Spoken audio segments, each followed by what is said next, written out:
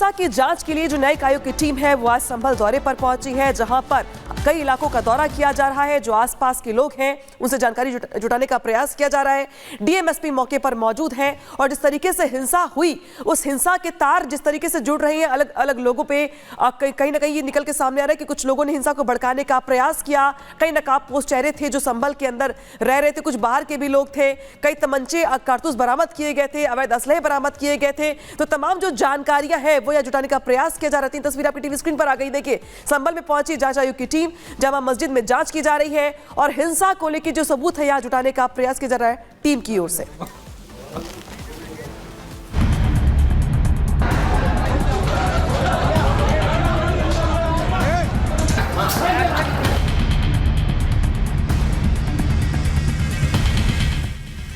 संभल में जिन जिन लोगों ने हिंसा भड़काई उनकी उल्टी गिनती अब शुरू हो गई है। अभी तक जो दंगाई पुलिस के रडार से बच-बचाकर घूम रहे हैं वो चाहे अब जहां छिप जाएं, लेकिन बच नहीं पाएंगे क्योंकि जांच टीम ग्राउंड जीरो पर पहुंच चुकी है। इलाहाबाद हाईकोर्ट के रिटायर्ड जस्टिस देवेंद्र कुमार अरोड़ा की अध्यक्षता में 3 सदस्यीय कमेटी को मामले की जांच का जिम्मा दिया गया है।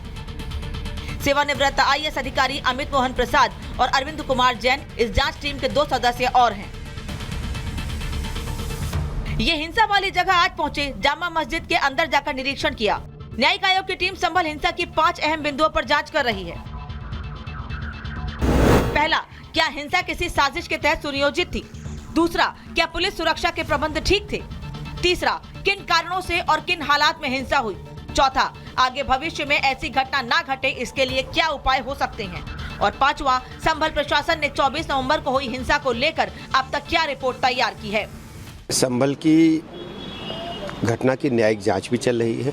संभल के जो भी दोषी हैं, जो भी गुनाहगार हैं, उनके खिलाफ कानून के तहत कड़ी कार्रवाई होगी और निष्पक्ष जांच होगी। जो भी दोषी होगा और माननीय न्यायालय के जो भी आदेश होंगे उनका हम सम्मान करते हुए आगे बढ़ेंगे। श्री अखिलेश यादव जी को उत्तर प्रदेश के उपचुनाव में हार का ऐसा जख्म लगा है कि वो भर ही नहीं रहा है और वह जानते हैं कि उनके सांसद और उनके विधायक के वर्चस्व की लड़ाई के कारण वहाँ गोलीबारी हुई और उनके जो मुस्लिम समाज के लोग हैं वो मारे गए। तिल को ताड़ बनाना श्री अखिलेश यादव जी से सीख लो। समाजवादी पार्टी आग में घी डालने की कोशिश कर रही है। इस प्रकार के आचरण से समाजवादी पार्टी जो बची खुची है वो भी समाप्त हो जाएगी। हिंसा की घटना के बाद संभल में ग्राउंड जीरो पर रिपब्लिक भारत की टीम भी लगातार मौजूद है। हमारी टीम ने वहां के स्थानीय लोगों से बात की। कोशिश जानने की ये थी कि वहां अभी क्या हालात हैं। तो संभल के शाही जामा मस्जिद इलाके में इस समय रिपब्लिक भारत की टीम खड़ी है, जहां पर 24 तारीख को देखिए हिंसा भड़की थी। ये वही गलियां हैं जहां पर देखिए उस समय जमकर उपद्रव जैसे हालात पैदा हुए थे। स्थानीय लोग हमारे साथ हैं। सर, क्या कुछ कहना चाहेंगे? अभी कैसे हालात हैं? 24 तारीख से अभी के हालात में कितना आपको बदलाव दिख रहा है? प्रशासन ने जिस सूझबूझता से और मुस्तैदी से यहाँ की परिस्थितियों को संभाला, उसके हिसाब से संभल बहुत नॉर्मल आ गया।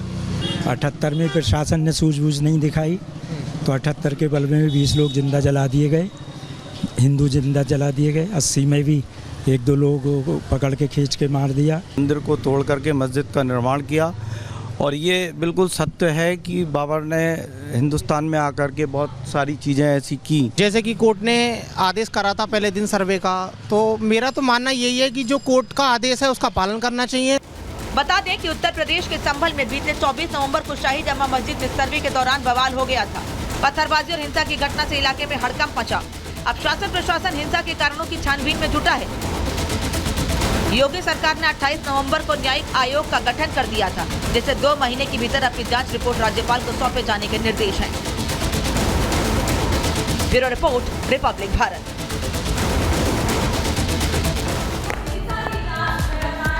न्यायिक जांच की जा रही है और इस पूरे मामले के बीच प्रशासन अलर्ट मोड पर है। आपको ग्राफिक्स के जरिए बताते हैं कि किस तरीके से दंगाई बेनकाब हुए।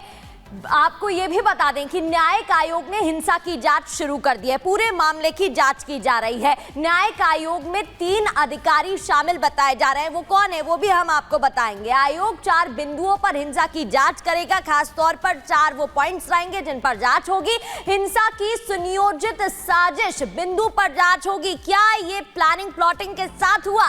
कानून व्यवस्था कायम रखने के इंतजाम की भी जांच की जाएगी। हिंसा के कारण की जांच आयोग करेगा। 3 अधिकारी इसमें शामिल बताए जा रहे हैं। न्यायिक आयोग 2 महीने में रिपोर्ट सौंपेगा। 2 महीने का समय है जब ये रिपोर्ट सौंपनी होगी और इस पूरे मामले पर जांच की जा रही है। अब आपको आगे बढ़ते हुए ये भी बता देते हैं कि न्यायिक आयोग में आखिर वो 3 अधिकारी कौन हैं जो इस पूरे मामले की जांच की रिपोर्ट 2 महीने के बाद सौंपेंगे और जांच कर रहे हैं। डीके अरोड़ा रिटायर्ड जस्टिस, अमित मोहन प्रसाद जो कि पूर्व आईएएस है और एके जैन जो कि पूर्व डीजीपी उत्तर प्रदेश, ये भी इसमें शामिल बताए जा रहे हैं। इस पूरे मामले की जांच लगातार जारी है।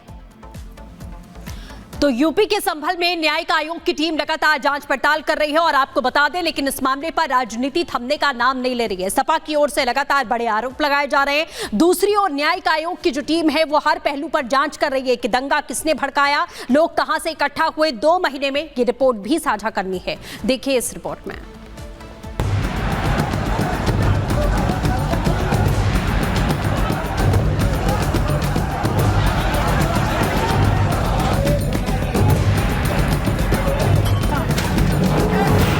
संभल में जिस तरह का काम सरकार ने किया है, जाने चली गई हैं। तो होगी पत्थरबाजी, पुलिस ऐसा कार्रवाई करेगी। बूथ लूटेगी अगर तो आगे चल के लोग क्या करेंगे, निराश हो। संभल में दंगा क्या हुआ? राजनीतिक दलों को दंगे की आग में मानो सियासी रोटियां सेकने का मौका ही मिल गया। अखिलेश यादव की समाजवादी पार्टी ने ट्वीट करके ऐलान किया है कि वो संभल हिंसा में मारे गए लोगों के परिवार को मुआवजा देगी। समाजवादी पार्टी ने कहा है कि संभल हिंसा में मारे गए 5 मृतकों के परिवार वालों को 5-5 लाख रुपए की आर्थिक सहायता दी जाएगी। इतना ही नहीं, सपा ने मृतक के परिवार वालों को हर संभव मदद देने का भरोसा दिलाया है। और तो और सपा योगी सरकार से भी मांग कर रही है कि हिंसा में जो 5 लोग मारे गए हैं उनके परिवार को योगी सरकार 25-25 लाख रुपए मुआवजा दे। क्योंकि संभल पुलिस पहले ही साफ कर चुकी है कि हिंसा में किसी भी निर्दोष को नुकसान नहीं पहुंचा है। हिंसा में जो लोग मारे गए हैं वो सभी दंगा करने में शामिल थे, पुलिस पर पथराव करने में शामिल रहे हैं। इसलिए जैसे ही अखिलेश यादव की समाजवादी पार्टी की तरफ से सियासी रोटियां सेकने की कोशिश की गई, बीजेपी ने अखिलेश यादव को सीधे सीधे घेर लिया। बीजेपी खुलकर कह रही है कि समाजवादी पार्टी वोट बैंक के लिए हर बार की तरह इस बार भी दंगाइयों के साथ खड़ी है, उन लोगों के साथ खड़ी है जिन्होंने संभल को हिंसा की आग में झोंकने का काम किया। लाशों पर भी, दंगों पर भी सांप्रदायिक सियासत करना ये समाजवादी पार्टी का डीएनए है। अब संभल में जो लोग हिंसा कर रहे थे, पथराव कर रहे थे, जो लोग कट्टा चला रहे थे और कट्टे की क्रॉस फायरिंग में मारे गए, उनके लिए मुआवजा की पेशकश कर रही है। मतलब कि आज लाशों पर भी राजनीति, वो भी वोट बैंक वाली। समाजवादी पार्टी का ऑफिशियल ट्वीट सामने आने के बाद बीजेपी नेता अब अखिलेश यादव को दंगाइयों का भाईजान बताकर निशाना साध रहे हैं। यूपी के डिप्टी सीएम ब्रजेश पाठक ने तो सीएम योगी आदित्यनाथ की उस लाइन को भी कोड किया है जिसमें सीएम योगी ने कहा था कि जहां दिखे दंगाई समझो बिटिया घबराई। ब्रजेश पाठक कह रहे हैं कि संभल में जितने अपराधी हैं सबके सब समाजवादी हैं। समाजवादी पार्टी के मुखिया पूरी तरह से डिरेल्ड हैं। जो संभल में दंगा हुआ है, संभल में जो गड़बड़ी हुई है, संभल में जो अपराधी हैं सबके सब समाजवादी हैं और वो उनके कुकृत्यों को ढकने का काम कर रहे हैं। हमारी सरकार की प्रतिबद्धता है कि हम संभल सहित पूरे प्रदेश में लाइन ऑर्डर को मेंटेन करेंगे। इससे पहले कल भी देखा गया था कि सपा डेलीगेशन संभल जाने की जिद पर अड़ा था, वो भी तब जब खुद संभल पुलिस कह रही है कि अगर नेता संभल आए तो हिंसा भड़क सकती है, लेकिन सपा है कि वोट बैंक के लिए मानती नहीं। बीजेपी कह रही है कि सपा के मुखिया अखिलेश यादव को दंगा तो दिखाई दे रहा है, लेकिन ये नहीं दिख रहा है कि दंगा करने वाले कौन थे, वो भी तब जब हिंसा के सारे वीडियो सबूत सामने है। Bureau report, Republic Bharat.